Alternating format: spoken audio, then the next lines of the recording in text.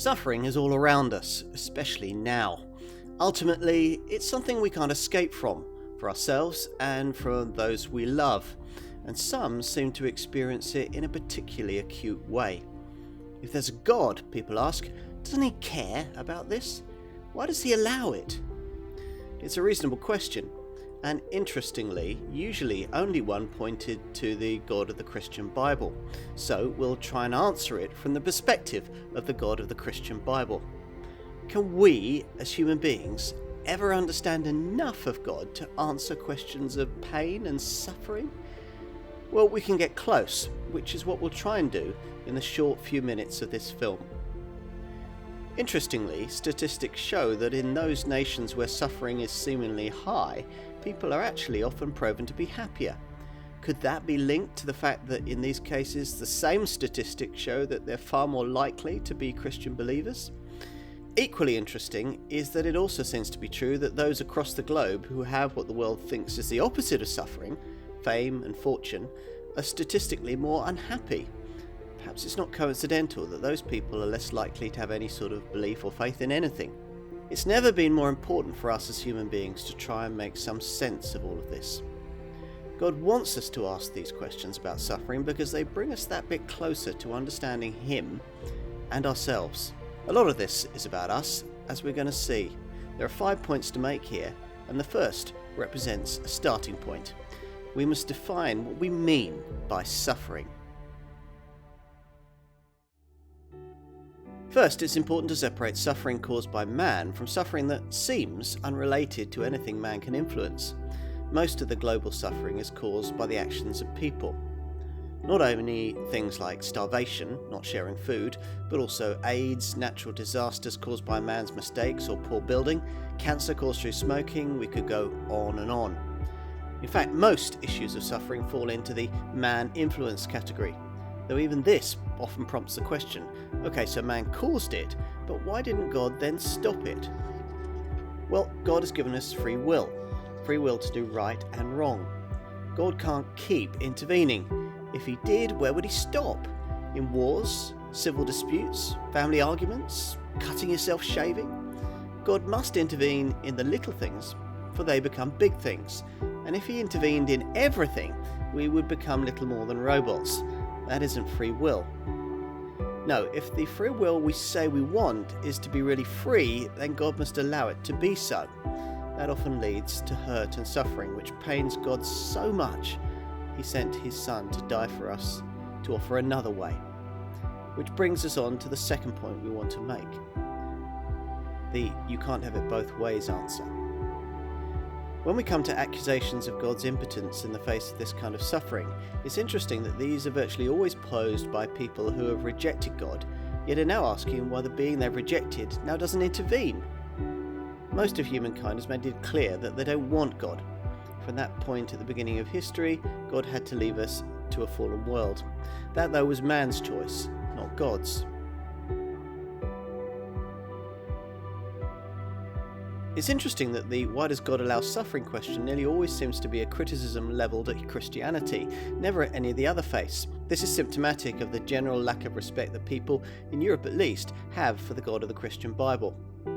You could in principle stop this question dead in its tracks by pointing out that the question implies a suggestion that God exists. If he does, then he's the creator of 1 billion galaxies and we're a speck of dust in comparison. If that's the case, then it would be ridiculous for us to expect to understand everything he does. It's tempting to put God in the dock when we ask questions like this. When we do so, we've made him smaller than we are, and we've made a mistake. If he is what he is, and we are what we are, then if we look down on him, we'll never, ever see him. The famous writer G.K. Chesterton once responded in an article in the Times entitled, "What's Wrong with the World?" He replied, "I am." Our Creator has given us enough knowledge about him for us to know that he is a loving and just God. Because of who we are and who God is, there'll always be a gap between the end of that knowledge and the things about the world, and particularly about suffering, that we don't understand. The choice is whether we choose to bridge that gap in faith or not.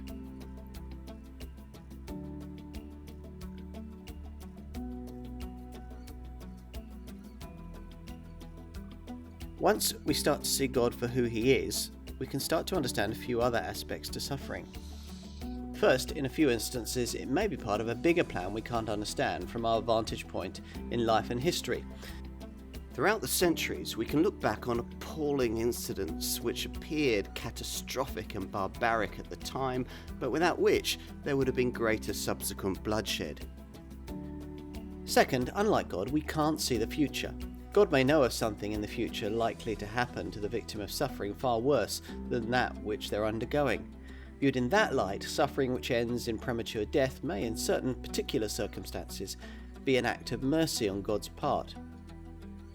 Third, as C.S. Lewis once said, suffering is God's megaphone to rouse a deaf world. Fortunately, unlike us, God sees the bigger picture, which is that primarily it's not what happens to us here in the short time we have on earth that's important, it's where we spend eternity. If God is God, really loves us and wants us to know Him in that eternity, might not suffering, in His mercy, be used as a last resort on His part to reach us? God suffers when we suffer. Think of suffering. The mother who's just lost her son in a road accident. The parents who have just lost their baby in cot death. The husband who has just lost his wife in childbirth. Now think how much greater that grief would be and suffering if each of those had voluntarily given up their loved one to death and had sent them to their death. And not just any death, but a painful, lonely, desperate, horrible death. How much greater would be that suffering? Yet the Bible tells us that's exactly what God did. He gave up His only Son to the most horrible death imaginable, the worst form of human execution ever invented, to give us an opportunity for life, to pay the price for all the sins that we personally and collectively have committed. We can choose to take that lifeline, or we can choose to reject it. But either way, don't say that God knows nothing about suffering. He knows everything about it. God shares our pain when we go through suffering in this world. He shares it in the deepest way imaginable. But He knows that such pain, for loved ones and for those left behind, can at least be short-lived for those who choose to know Him. He gives us a chance to start again every day, and He gives us a chance to start again even when our days are ended. Man may have messed up this world, but at least he can't mess up the next.